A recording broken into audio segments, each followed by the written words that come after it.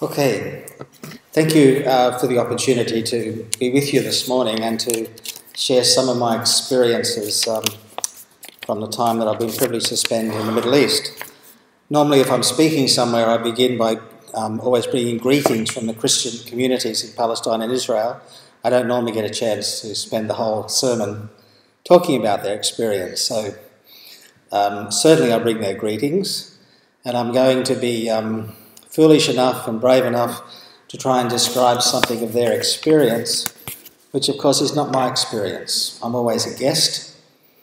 Although my friends in Nazareth tell me I'm a Nazarene and it is my other home, I'm an outsider, and I can get on the plane when the air raid sirens begin and come back to the safety of Australia with its dysfunctional government and its frozen budget and all the rest, where the issues actually aren't as scary and are not as life-threatening as they are, of course, for our friends in Israel and Palestine, whether they're Jewish or Arabs.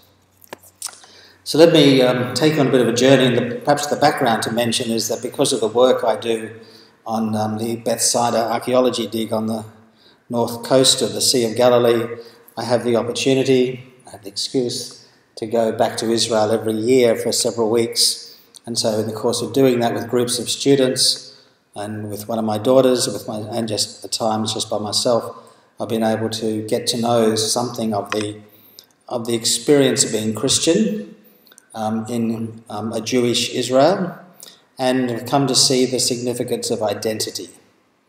So and this is the one link with the reading this morning, where Jesus says in that story, so guys, who do you think I am? What are people saying about me? What do you make of me? That's a question which, particularly for Arab Christians, has been a rather complex identity question. So a Christian Arab will typically introduce themselves as being Arab, as being Palestinians, as being Israelis, and as being Christian. And that is a fascinating combination of human identity challenges and opportunities.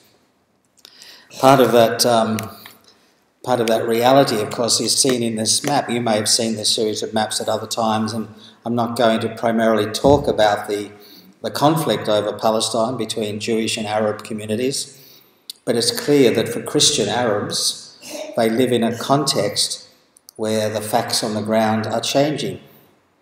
And whereas in 1946, the areas in white were Jewish-controlled areas, you can see how the things have drifted over the years. And there's very little prospect. And of course all the news coming out of Gaza at the moment, that's the little green slab down on the Mediterranean coast. And indeed, just to put it in perspective, I'm not quite sure of the distances, it's a long time since I've lived in Melbourne, but I can drive from Jerusalem, which is in about the centre of that map, north-south. I can drive up to Nazareth, which is, just got a pointer, yep. So I can drive from Jerusalem about here up to Nazareth, which is about there, in 2 hours. So it's not a big piece of real estate. In Brisbane, I would describe it as being similar in size to the Gold Coast and its hinterland. So from the southern edge of Brisbane to Tweed Heads, and just in as far as Bow Desert. So it's a very small bit of territory. And similarly, I can go from Jerusalem to Tel Aviv to Ben Gurion Airport in about 30 or 40 minutes. So it's not a long drive. So in a context where there have been major political and military changes, then the question of being a Christian Arab in a Jewish Israel becomes serious issues of identity. This image that's coming up next will just kind of capture something of that complexity, and it's looking across at the old city of Jerusalem, and it's looking across through a window of a Roman Catholic church on the Mount of Olives, but of course the window has been located where it is, just behind the altar, so that they're looking at the Dome of the Rock, which is also the ancient location of the temple for the Jewish people. And we get a sense of the place and the significance of this land for Jewish, Christian and Muslim peoples, not only in Palestine, but of course around the world also. So looking at the same thing but from the other side, of course, again we see the Dome of the Rock dominating, but we see the so-called Western Wall, the Kotel, which of course is so significant for people of Jewish faith and a place which has been an object of focus for their devotion for a long time. So we have a context for an ancient but small and diminishing Christian community living in Israel-Palestine. And that context, of course, is one which has a Christian history to it as well. Sorry, just one click too many. That particular map is an ancient mosaic from the city of Madaba in Jordan. And of course, it's perhaps helpful to realise or to remember that the modern political boundaries do not reflect either the traditional communities that live there, nor indeed ancient political realities. So the Holy Land, prior to about 1947, and certainly prior to the beginning of the 20th century, the Holy Land did not stop at the Jordan River. There are sites in what we call southern Lebanon, there are sites in Egypt, there are sites in Jordan, there are sites in Palestine and Israel, which are Holy Land places, and pilgrims go to those places when the political situations allow. So here's a map which imagines Jerusalem at the centre of the world, and then it locates the rest of the ancient Near East in other parts of the floor. And I use that just to highlight and to draw to memory that the Holy Land is both the traditional native land for Christianity, it's where Christians started, and it's also a place which functions within the spiritual imagination of Christians all around the world. And it's not that we have to make the Hajj and go to Jerusalem in order to be a first-class Christian, but there is something about going to the places where it began and where Jesus was active, which has been a draw card, a magnet for Christians of many different traditions over many years. And one of the projects I'm working on at the moment is a book which has the working title Lust for Zion. Might have to have a better title eventually. But it's where I want to explore issues about imperial interests, whether we're talking Byzantine or Russian or French or British, imperial interests in having control of Jerusalem, having control of Palestine. And it's partly because of the way Jerusalem has functioned in the spiritual imagination of Christians. So we find the leftovers of the Byzantine and Crusader period, the Church of the Holy Sepulchre. We find the beautiful church of St. Mary Magdalene reflecting Russian interests, which go back 400, 500 years. Fascinating story of the rulers of Moscow following the fall of Constantinople, deciding God had given them the job of protecting the Christians, the Orthodox Christians in the Ottoman Empire, or in the Arab domains, and ultimately the Ottoman Empire. That's a dynamic which I'm beginning to realise, and I'm sure many other people realise, is actually still part of the conflict in the Middle East at the moment. Russia does see itself as having a stake in the Middle East, and the European powers don't always recognise that historical depth. Of course, the Brits turned up as well eventually, and so peeking through the trees and just outside the old city, you'll find a little bit of England with St George's Cathedral. And so we find remnants of Presbyterian and Lutheran and Anglican and so on, church sites, holy sites all over Israel. There's more to Israel than religion, and there's more to Israel than holy sites. It's of course a vibrant, dynamic, boisterous society. And one of the expressions of that is when you get out of Jerusalem, you go down to Tel Aviv, and it's very Western, it's very cosmopolitan, and you don't want to stand between a crowd of Jews and the beach on Thursday afternoon, because they're starting their weekend, which for them is Thursday night through to Sunday morning when they go back to work. So the rush hours are Thursday afternoon traffic out of Jerusalem and Sunday morning traffic heading back into Jerusalem and Haifa. And so Tel Aviv is a cosmopolitan, noisy, boisterous commercial city. But of course, we're talking about a land of contrast. A bit further north in Haifa, where you get that only little bump in the coast, really, the coast of Israel, you have a commercial hub, a shipping port. In this particular instance, we're looking down over the Baha'i Gardens, fascinating part of the religious texture of contemporary Israel. Millions, literally millions of dollars have been spent creating those gardens on the hill, on the edge of Mount Carmel, looking down over the bay, because in their religion, Baha'is believe that God wants us to make the world beautiful. It's not a bad central creed in some ways, but of course, Baha'is are not Jews, so there are no native Baha'is, and no Baha'is are allowed to emigrate to Israel since 1948. So there's another interesting dynamic there. The Baha'i community has its own issues of identity. Who do you say that I am? Who am I? Where do I belong? All those kind of questions. 50 kilometres further east and you're at the Sea of Galilee.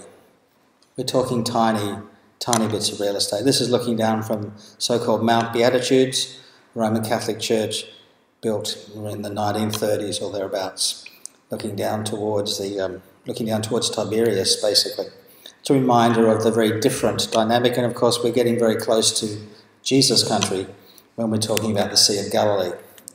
What I want to do today is to focus that story and focus the questions of identity by taking the community of the city of Nazareth as a kind of a case study for these questions of identity, questions of what it means to be Christian in this place, in this amazing, fascinating and conflicted place. So I'll begin with this shot, which kind of demonstrates at least what Nazareth looked like to the eye of a European visitor at the beginning of the 19th century. Even then, I suspect he's understating it, but certainly until well into the 19th century, Nazareth was rarely more than 1,000 people. In fact, I would be suggesting later this afternoon that in the time of Jesus it was probably as few as 300 people, but through most of the last 1,500 years or so, Nazareth has been fairly steady, around about 1,000 people. Bit of a bump at the time of the Crusades because it was a focus for Christian migration and development and so on. After the Crusades, Christians were murdered or chased out. Sounds a bit like Mosul in Iraq today. And subsequently, the Franciscans were able to negotiate with the local warlord to get permission to come in and build what is today the Franciscan compound, and that's the core of those buildings on the slope there in Nazareth. Just a quick heads up in terms of the numbers to get a sense of part of what the story has been. So Nazareth, for most of the last 1,000 years or so, has rarely been more than 1,000 people. And the water supply came from 2 or 3 small springs, and one particular spring traditionally identified as Mary's Well, where angels talk to young girls about having babies. At the beginning of the British Mandate period, Nazareth had a population of 8,000. So there'd been significant development through the previous century, going from around about 1,000 to about 8,000.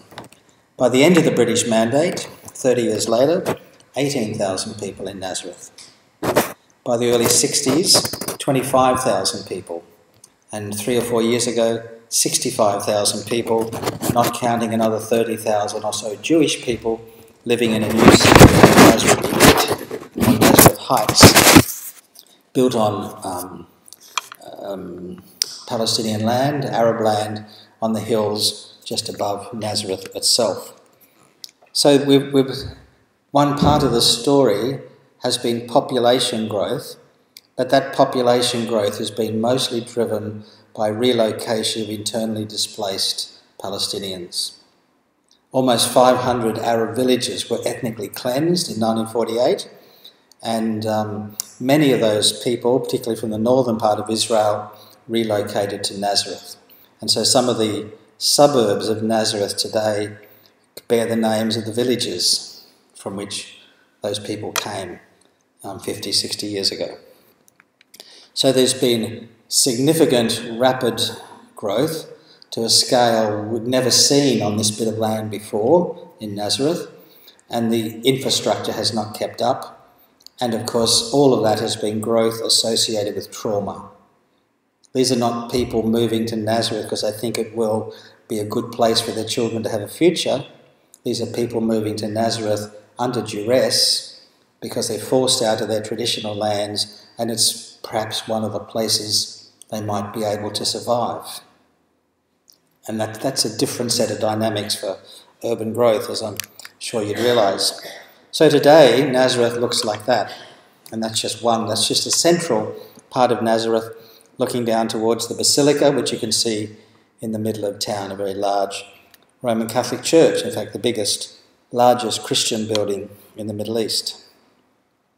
Now, Franciscans have a major footprint of course, in Nazareth itself. So let me just describe what that place is like these days. 30, 40 years ago, Nazareth would have been 2/3 Christian and 1/3 Muslim. It's now the other way around. It's now 2/3 Muslim, 1/3 Christian. So, and of course the Christian population hasn't changed that much in raw numbers, but the Muslim population has changed dramatically in that time. Nazareth is also an educational hub for the Arab community in Israel, and it's also a hub for healthcare services. So again, it's a place which is providing, in many ways, the intellectual leadership for this Arab community within Israel. And many of those schools are Christian schools. So it's another part of the complexity of being Christian in a Jewish Israel, in a city, and as part of a people who are Arab and mostly Muslim. So it's all part of that conflicted, challenging identity questions. So it's been interesting for me to see, as I've been there year after year and met various groups of people, many of whom are professional people, doctors and accountants and teachers and so on. Many of them, for example, studied at one of the Catholic schools in Nazareth, or indeed at the Baptist school in Nazareth, because yes, there's a Baptist church in Nazareth. And a number of my friends are associated with the Baptist church in Nazareth. I probably have more Baptist friends in Nazareth than I have in Brisbane, in terms of Baptist friends. So this is all part of the complexity of how to be alive, how to flourish, and how to maintain and practice one's Christian identity in a place where so many of the dynamics, if you like, are stacked against you. It's not simple. It's not easy to be Christian Arabs in a Jewish Israel. As we also see in the news, it's not easy to be a Christian Arab in northern Iraq or in many parts of Syria or in many parts of Egypt, because in times of tension and social pressure, perhaps as often happened to Jews in Europe over the centuries, Christians as a small minority will be targeted. And particularly if those minorities are more professional and more affluent, then there's more kind of jealousy, there's more sense of privilege to be exploited and redressed.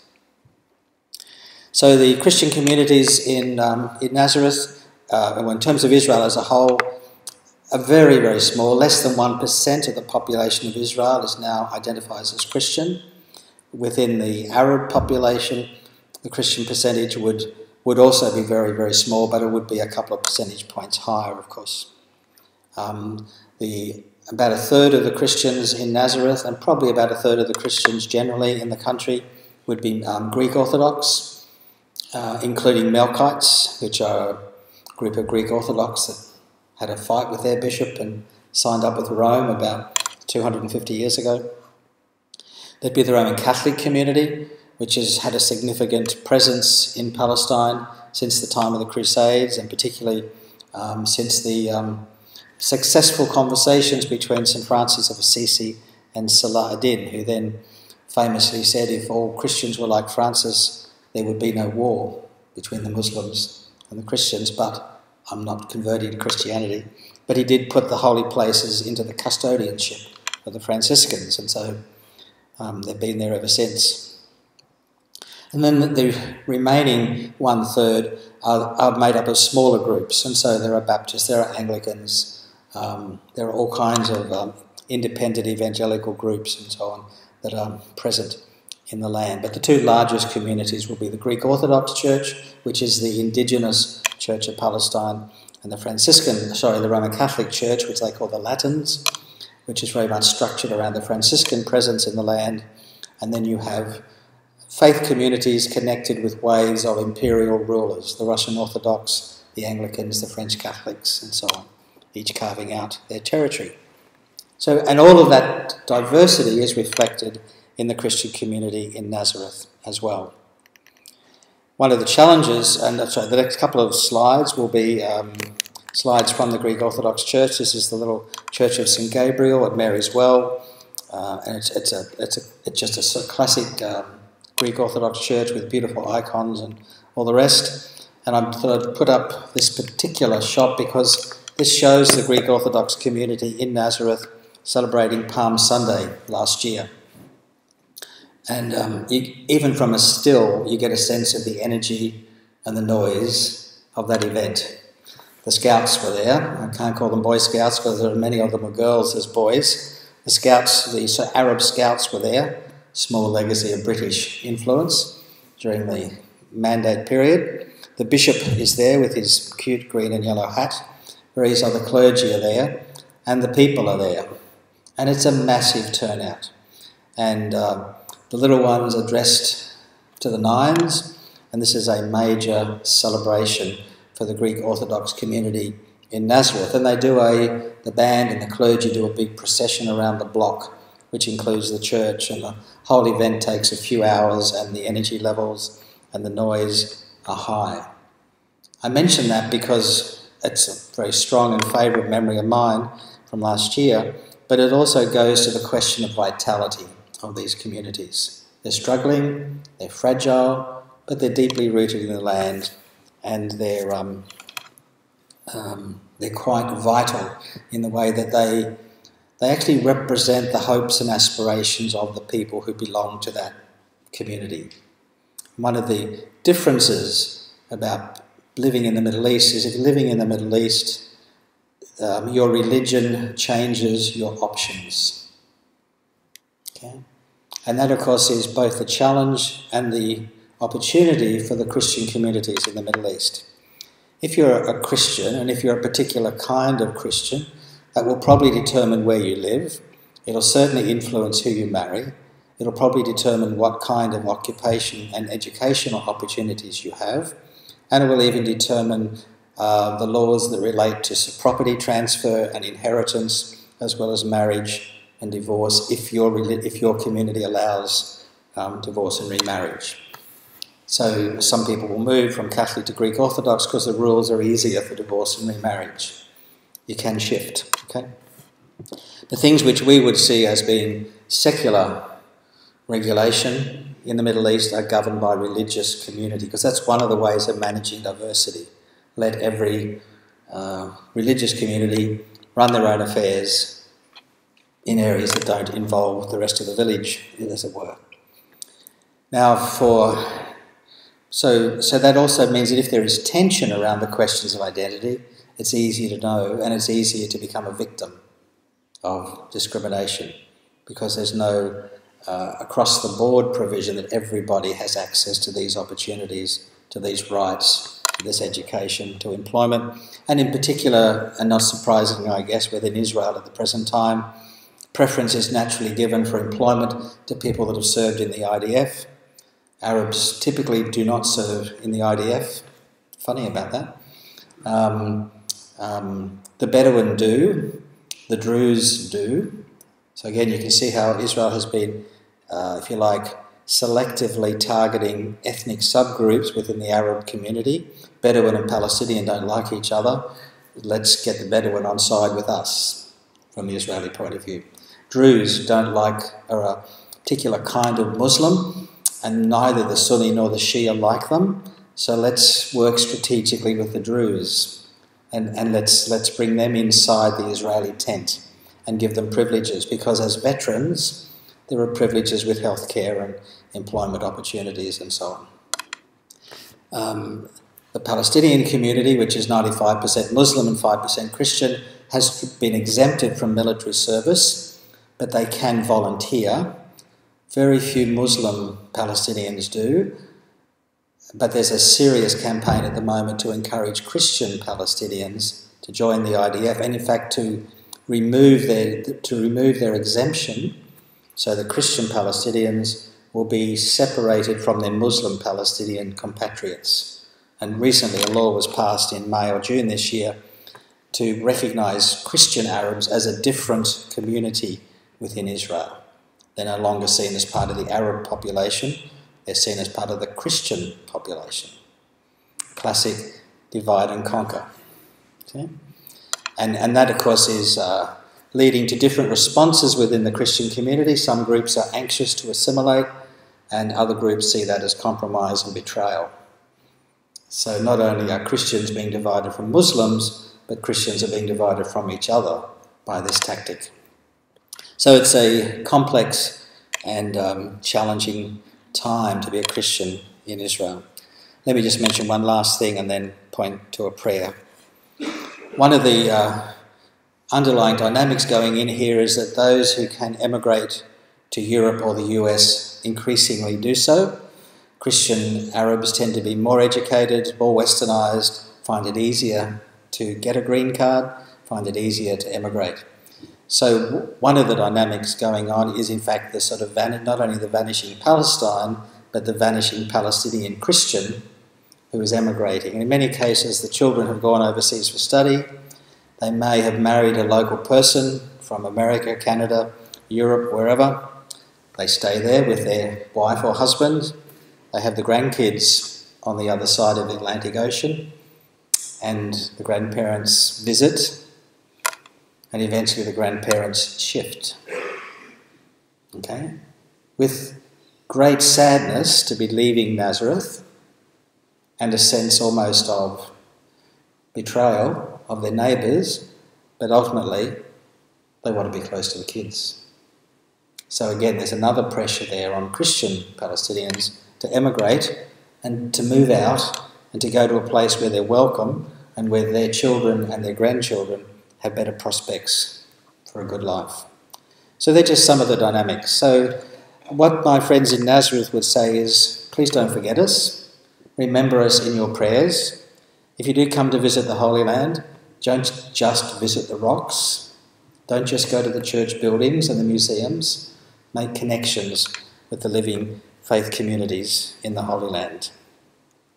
And just this final prayer, which comes from a poster put out by Church Aid in the United Kingdom a few years ago. It's a beautiful prayer written by a Palestinian Christian. Pray not for Arab or Jew, for Palestinian or Israeli, but pray rather for yourselves, for ourselves, that we may not divide them in our prayers, but keep them both together in our hearts. Amen.